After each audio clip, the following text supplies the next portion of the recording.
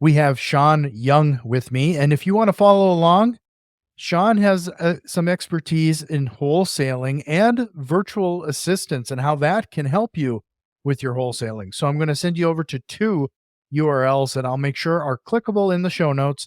So head over to national.com, nationwide real estate mastery.com, or reiworldsolutions.com for the virtual assistants. So Shaun, really appreciate your time here today. Brother, I'm so happy to be here. Thank you for having me on, brother. I got to start things off with how you found your way into wholesaling, and then we're going to move into the virtual assistants. Let's do it. Let's do it. So, how did you find your way into wholesaling? Guys, I come from corporate America. I'm sure you guys have heard the story of folks getting laid off. Let me tell you something, guys. I was at the top of my field. I come from a sales executive background. I was a sales executive for a long time, guys. I can't recall now. It's been so long, but at least 8, 9 years, top of the field, top 3% in the nation. My company that I worked for was based in Sweden. They decided to change their CEO in North America, laid off 750 of us, just like that. So I told myself right then and there, I will never, ever be in that predicament again where I'm allowing a job or something else to control my destiny. I'm sure you guys have also heard the story of those late night infomercials back in the day when you'd hear people talking about, hey, you want to make a lot of money? Real estate's the way to do it. You got to get involved. So I took the money that my severance, and I invested, guys. I went to one of those seminars. I got sucked into it. I made my way to the back, pulled out my credit card and paid a lot of money, guys. I paid quite a lot of money. And I'll tell you, for one whole year, I didn't have a clue what I was doing. I just felt like I was back in college or something and going through courses. So I almost gave up, guys. I literally almost gave up and went back to working. But this is what changed that. I Googled like wholesaling techniques because I was learning that I Googled real estate techniques because I was actually learning about these things called wholesaling and creative strategies, but I had no clue what they were. I found a gentleman, Ron LeGrand. He had a dollar course. It's no longer available, unfortunately, but Ron is now a great friend of mine, but he started off as my first, so to speak, coach without him even knowing it. I bought his course, went through it in 2 weeks. I made 8 phone calls, guys. 6 people didn't answer. The 7th was a realtor, and the 8th was a person who actually did who allowed me to do a sandwich lease option with their home, which yielded me $72,000. $72,000 on my very first deal, guys. So I used the money that I received up front from a non-refundable option fee to invest into my real estate, the wholesaling campaign. And I sent out postcards, guys. Within 30 days, I had 11 deals under contract. 7 of those eventually closed, but that was my entrance into the real estate business. You entered into the wholesaling business with gangbusters. So a couple things there. First of all, I think it's quite interesting, and you can correct me if I'm wrong, but seems to be a mindset thing as much as anything else, is that when you were let go from that position, the first thing you tried to do was invest in yourself and find some sort of mentorship or program in which to learn this instead of just jumping head first. Is that fair to say? You are 100% right, brother. 100%. That's exactly what I did. I knew that I didn't know anything about this. I just knew that I wanted to learn about it. So I failed my way forward. I just took massive imperfect action, so to speak, and I failed my way forward. And by doing so, that's how I landed into that group that I was in for a year and learned absolutely nothing. And then you found this other program that allowed you to get into wholesaling and find those initial first deals. Were there some tips or strategies there that you learned initially that made the difference? Like what you're suggesting, you made 8 phone calls and found 1 deal. I don't want to give people the impression that's normal. That's actually quite good. This is not normal, guys. Not normal. Those are not typical results. Do not expect those results. And let me tell you something. I'm glad that we circled back around to that. So with the money that I had, like when I said I invested, the way that I invested was I actually paid for a mentor. His name is Tom Kroll, also a great friend of mine now. Tom was my first mentor. He had a company called Wholesaling Inc. He's now has sold that company, but that was the biggest wholesaling company that was out at the time. Like I said, I joined it, I hit the ground running right away. But I'm going to tell you guys that success was also a crippler for me. that also caused me a lot of headache later on. After those initial 7 deals closed, guys, it wasn't until another 8 or 9 months that I got another deal. I struggled because I thought it was just too easy. I was like, oh, it's going to be this easy the whole time. Deals will just fall in my lap and they'll just be closing and it'll be easy. No, it wasn't like that, guys. So I was a failure of my successes, so to speak, at first. And this is another thing. I might be putting words in your mouth, but when I had some initial success when it comes to real estate investing, you almost have this imposter syndrome and you get in your own way. Wow, brother, getting your own way 100%. And you also touched on a key thing, the mindset. I've got a book out there called Adventure. How that's what the first chapter is all about, mindset. Because if you don't have the proper mindset, it's going to be nearly impossible to navigate through this business because there's going to be challenging times. You've got to 100% understand why you're doing it. You've got to have the right intentions on why you're doing it so that you can have longevity as well. Is that one of the first things that you would typically advise some of your students then is to sit down and define your why? 100%, guys. I'm a coach out here as well. I've coached dozens, hundreds of students now on how to do exactly what I've been doing. And one of the first things that we do is we sit down and we go through an exercise. We call it the 7 layers deep why exercise. So how that works is, just to give you an example, is that we say, why do you want to do this? Someone says, because I want to stop working at my job. Why do you want to do that? Because it'll give me the freedom. Why do you want that? So we make sure that you have a clear understanding on why you're doing this, because when those tough days come, you're going to have to recall your why. Yeah, I can't stress how important that task is because I have found that more times than not, we will act out of desperation or pain before we will act out of any kind of pleasure or something to better yourself. And then the only thing that I have found to actually get people to take the necessary massive action is to define your why and make sure that it is grounded to the core. 100%. Yeah, you don't want to operate out of desperation, guys. That you won't have the attitude. Let me clear that up. You don't want to make decisions out of desperation. You do want to take massive imperfect action 100%. You have to approach this business like someone's kidnapped your family, your loved ones, and you're not getting them back until you get a deal under contract. When you approach it with that sort of a mindset, what type of excuses are you going to allow yourself to come in between you and getting that deal? Are you going to make those calls? Are you going to follow up? Or are you going to let your family stay held hostage somewhere? I think you'll do those follow-ups and make the calls. So I'm going to guess then at a certain point, you were looking for options on how to scale your wholesaling business. Is that where the virtual assistants started to come into play? Along that you're going to have to grow your team. But remember, guys, I mentioned earlier that I come from a sales background. I figured I was the best salesman out here, the best person to do it. I figured there's no one else that's going to be able to get these deals under contract. They're going to fumble the ball, waste my lead, burn my money. Guys, that was something I battled with for months, actually. And my coach literally had to just stop me and pull me inside and say, brother, right now that you're doing 1 to 2 deals a month. If you want to scale this business to where you're talking, which is your goals, you're going to have to bring in help. So I brought in my first virtual assistant. It was a disaster. I don't want to make you think it was a great bed of roses, but the concept had set in that I needed help. So I hired my first virtual assistant. I had no clue what to really expect, how to train them, what to train them on.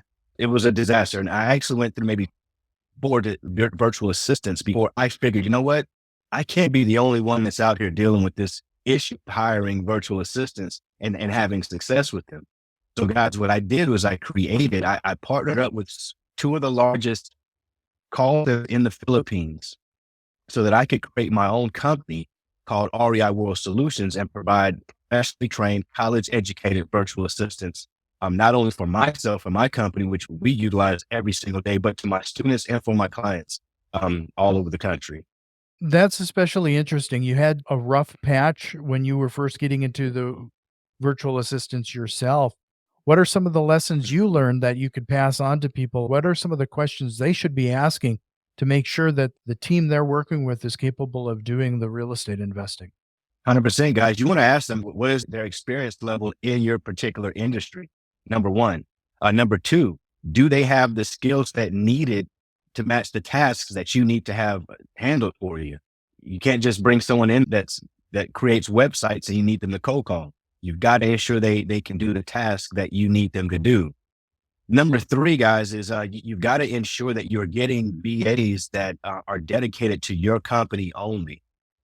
So you've got to ask them, do you have outside clients? Do you work with other companies while you're working with me? Or will I be the only company? That's very important, guys. You want a virtual assistant that is just like an employee that's right here. If you had a brick and mortar office space, you want to treat that virtual assistant the exact same way. The only difference is they're working from home, just like folks right here, right now, working from home today here in America.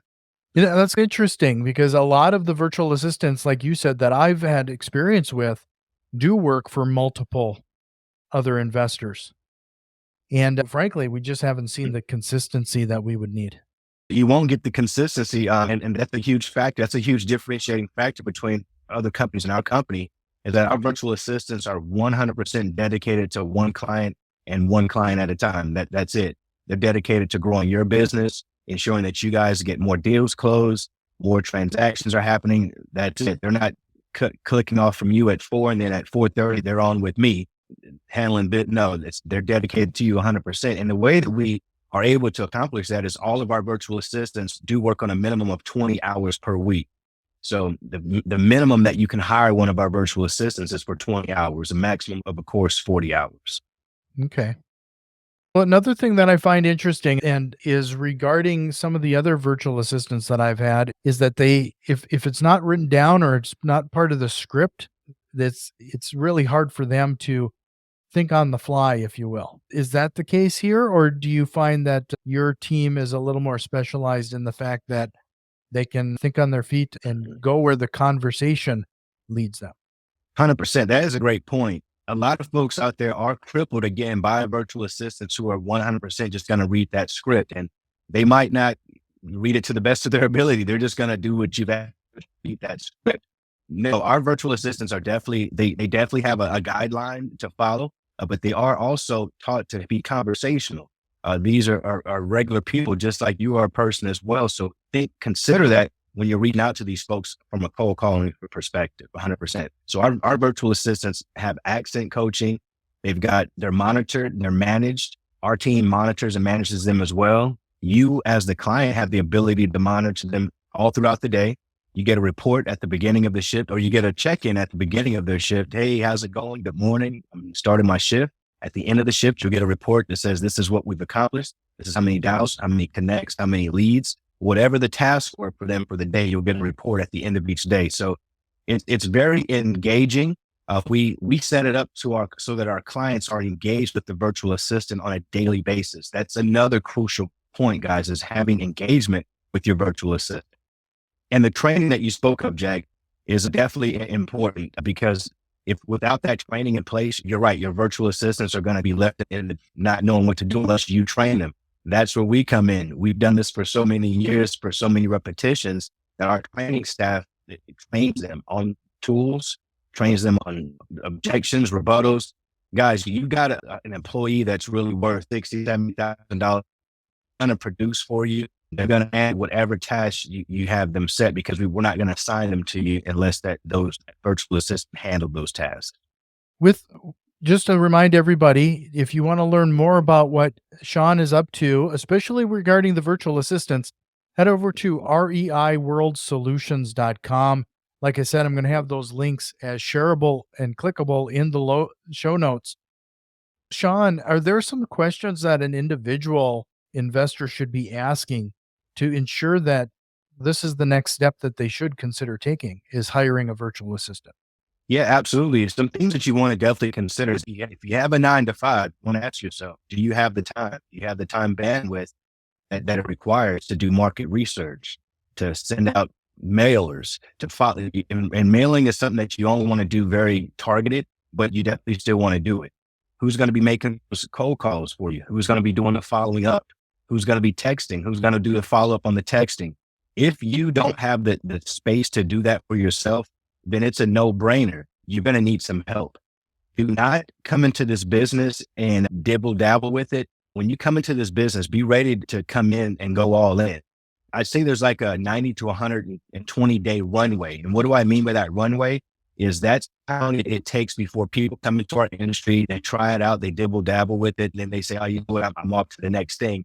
Or they stick with it and they say, you know what, this is, I've made my destination. There's no need to take off anywhere else. And the way that happens is by having systems in place and having ways to accomplish that. And that's where the virtual assistant comes in place. You'll need those things 100%. So, Shaun, we're going to go off script here for just a second. You're breaking up quite a bit right now. I'm wondering if you're maybe you have a number of Chrome tabs or something open that you could close, or a few other, something is consuming some of your resources or something there. It's very strange. I've got a strong connection here. I'm on my phone here.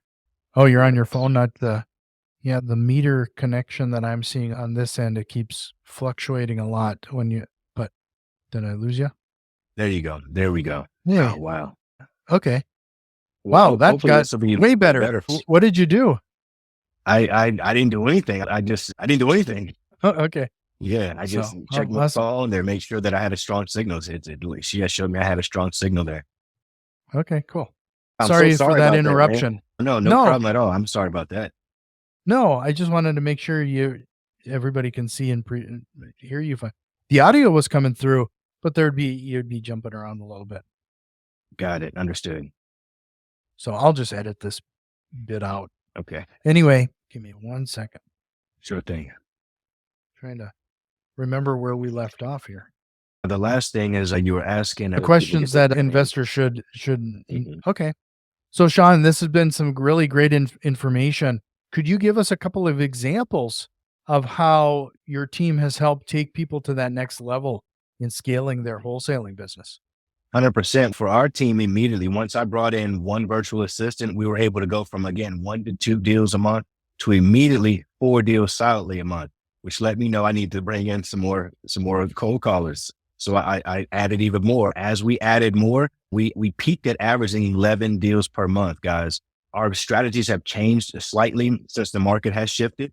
So we're not just doing wholesale deals, guys. We take down creative deals, subject to lease options. We do land deals, and we JV with folks all over the country as well. My virtual assistant team has definitely helped me scale to that level. And anyone out there, guys, that's what they help you do. They help you just do more of what needs to be done. There's no way around making those calls. There's no way around doing the marketing. This is a marketing business. If you're not doing the marketing, it's going to be tough to do the sales. I think when a lot of people get into wholesaling for the first time, frankly, sadly, this is typically where people start. And unfortunately, I also think this is the hardest aspect of real estate investing, is the wholesaling. And they've been told that this is where you can get into real estate investing with no money or little money down. Unfortunately, they also don't realize how much work is associated with actually finding those deals. Could you give everybody that perspective? Like, how many phone calls are these virtual assistants making in order to get you those 11 deals? Guys, that you hit the nail right on the head, guys. It takes a ton of work to make it happen with wholesaling, guys. For us, the way that we break it down is that it takes us at least 100 leads to get one deal. All right. So 100 leads, one deal.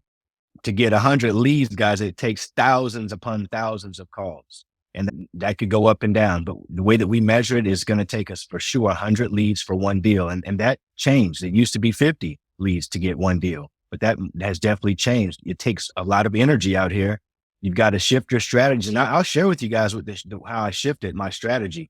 Back a couple of years ago, you had a deal, it would fly off the market like that. You have a ton of buyers lined up to buy it. Nowadays, that has changed. So what we had to do last year is we saw the writing on the wall is we switched our method. We knew our hedge fund buyers weren't going to be buying at the same pace, if even buying at all. So what we did is we started to target our real estate agents. We started to target our title companies. We started to target cash buyers who are active in the area using tools that we had who are actively buying in the area so that we could reestablish more quality relationships with the cash buyers who are buying in today's market based on today's challenges, so to speak. That's interesting that you've changed your business model to adapt to the situation that quickly. Unfortunately, we are seeing that, especially in our current market conditions. I'm not sure if people are adapting as quickly as they should. A lot of folks are losing their shirt, so to speak. They are exiting the business, whether they're wholesalers, fix and flippers. Some folks are just not willing to do exactly what you said, which is make the necessary changes, guys. When the market shifts, you have to shift with the market. You cannot do what worked in 5 years ago. It's just not practical. It's not applicable, and you will spin your wheels and waste money and time. So, guys, you've got to align yourselves with folks who know what they're talking about, whether that's a coach, whether it's a mentor. You've got to deal with people who are currently in the business now, not who used to be in the business, who are in the business today, understanding today's trends, today's market. And that's it, guys. You can't get around that. That does lead me to the next question. When it comes Yeah. to that type of support and help, you've already answered to a certain point. Find somebody that is in the actual business and doing this today. Is there some other questions that people should be asking for themselves while they're trying to select a mentor or a coach? Sure, guys. You've got to find someone who's achieved the results that you want to achieve. You've got to find someone who you can align with, who you feel like you can have a regular conversation with, guys. Are they even available for you to have a conversation? What do you need and what do you want? Do you want a group setting? Because there's nothing wrong with that at all. Do you want one-on-one coaching? And if you do want one-on-one coaching, again, ask your coach, how do I reach you? What's the one-on-one coaching look like? How many times do we speak per week that are scheduled? Do I get your phone number? What happens when I get a deal? Do you help me walk through the deal? You've got to ask these questions, guys. You got to ask the tough questions up front so that you don't have to ask them later on or assume, hey, I thought you were going to do this. I thought that. I thought this. Ask them up front, guys, so that your coach or that your potential coach you guys can make sure you're a match for each other. Yeah, this goes back to one of my rules or adages, if you will, Sean, is that any kind of situation like this, whether you're getting a mentor or you're getting a partner, you're either going to have to start with an awkward conversation or end with an awkward conversation. 100. So you might as well get it out of the way. Get it on out of the way, guys. Get it out of the way. And remember, we're in the business to talk to people. If you're not willing to talk with your coach, you're going to have a tough time talking with people out there that are in predicaments that need our assistance. Because we don't go out there just looking to buy houses, guys. We look to find problems and we solve problems. We look for problems to solve. I want you to take a moment, Sean, and talk to the person that is listening right now that is considering getting in wholesaling for the very first time. Give us like the top three things they need to get in order before they jump headfirst. First thing, guys, is to get your mind right. Make sure that you understand that this is not a get rich quick overnight scheme. This is an actual true business. And if you treat it as such, it will reward you. Next, if you have a family, if you have got a family, you've got to talk with your family. Let them know what your intentions are. Let them know what you're going to do. Let them know, hey, guys, for the next 4 or 5 months, guys, this is what I'm doing. If not longer, I'll need your support, guys. This is something that can change the trajectory of our family's future. I need your support. And lastly, I would say definitely consider investing in your education right now. And what I mean by that, whether that means getting a coach or just investing in your education, because you will have, it's not necessarily education, it's instruction. It's the ability to have applicable education, which is instruction. You've got to find the ability to do that very quickly. You don't want to spread this out and dibble dabble and waste money. You want to just quickly get to the picture. Yeah, I almost picture this, and this is the first time I'm going to mention this, is that it's the reason why businesses, when they buy into a franchise or invest in a franchise, they typically have a higher success rate than a company that's starting fresh without any direction. That's really what people are doing there is you're getting some sort of information, you're getting the playbook in advance. When you invest in a McDonald's, you're getting that playbook. You're getting that knowledge on how things are done. You're getting And system. you're getting the systems, and that's far more valuable. And I really like the fact, Sean, that you keep saying the word investment. When you people get into this, Unfortunately, again, I said I've used the word unfortunately quite a bit in this episode, and it's a mindset thing again, right? The concept that getting involved in any of these programs, we should be seeing them as an investment. We should be treating them as an investment instead of seeing it and treating it as an expense. 100%. 100%. You got to invest in yourself, guys. Like I say, you'll pay one way or the other. Either you'll pay through failure or you'll pay and have success up front. And no success is guaranteed, but you definitely got to put in the work. But you've got to ensure there's ways to help ensure your success. Like they say, guys, business is simple. Entrepreneurs are the complicated ones. With that, Shaun, I'm going to jump into the rapid fire questions. But before we do, one more time reminding everybody, nationwide realestatemastry.com and reiworldsolutions.com. And I'll make sure again to have those links in the show notes. If you've heard anything of value in today's episode so far, could you do us a quick favor and share it with one of your investor friends? With that, Shaun, are you ready for the rapid fire? Let's go. Let's do it. Here's your chance. Are you going to bust a real estate investing myth for us here today? Let's try. Let's do it. Let's do it. So what is the myth you'd like to bust? All right, guys. A real estate myth is that you can do this with no money, no credit, no nothing. You can just come on in here and without a penny and have success in 1 week. That's a myth, guys. I need to bust that right now. Do not have that false expectation. It's going to take, like we've been speaking all show long, an investment. It's going to take an investment of time or money or both. But definitely do not come in here thinking that you can just do this because you listened or saw a couple of podcasts or YouTube shows and that does it. No, it's not. It takes more. Yeah. Myth busted. Myth busted. No, I can't agree more. And I keep harping on this, but for some reason, it's always amazing how I've talked to a number of people that get into, especially wholesaling, and they think it's going to be simple and easy, no money involved. It's always a rude awakening, to say the least. Indeed. Or they spend So do you have $100 and they're like, oh, that's it. I've spent $100. I need a return on that investment. So is there a book you'd recommend everybody checking out, or what are you reading right now? Guys, I'm reading a book called Expert Secrets by Russell Brunson. And it is a book that is about marketing and establishing your brand and establishing your business. And it's a phenomenal book. I highly recommend it. What is your biggest real estate or business mistake you've made, and what did you learn from it? Biggest mistake was at the beginning of my wholesale career, guys, where I thought that this was, again, going to be a cakewalk. I had so much success up front. I was like, oh my gosh, I've been missing this my whole life. And I was just cruising and I didn't actually have systems in place to reduplicate that success. I just figured, hey, whenever I want to make some money and do some deals, I'll just send out some postcards or do some cold calling. And that was a huge mistake that I made up front. If you could go back in time and give your younger self one piece of advice, what would that be? I tell my younger self that it's okay to fail at things. I was a star athlete. I was somewhat of a perfectionist, so to speak. And I was really hard on myself. And I think as A-type personalities, we can be like that at times, but there's no need to beat yourself up, guys. Give it your best shot. Give it your best. You put your best foot forward. And that's the best that you can do in any situation. It's the best you can ask of yourself.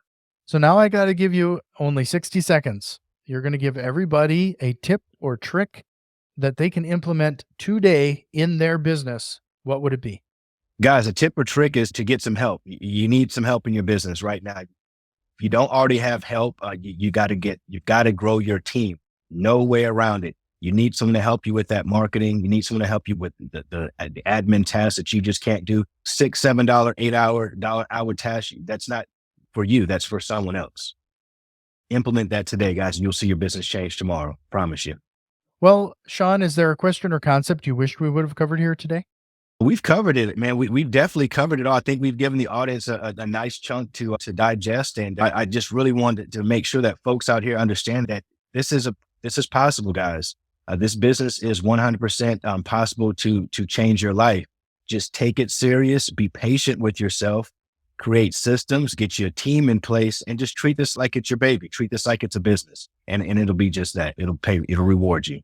You can find Shaun again at Nationwide Real Estate Mastery or REI World Solutions for the virtual assistants. But really appreciate your time, Shaun. It was great chatting with you. I thank you for having me on, man. Thank you for allowing me to share with your audience anytime.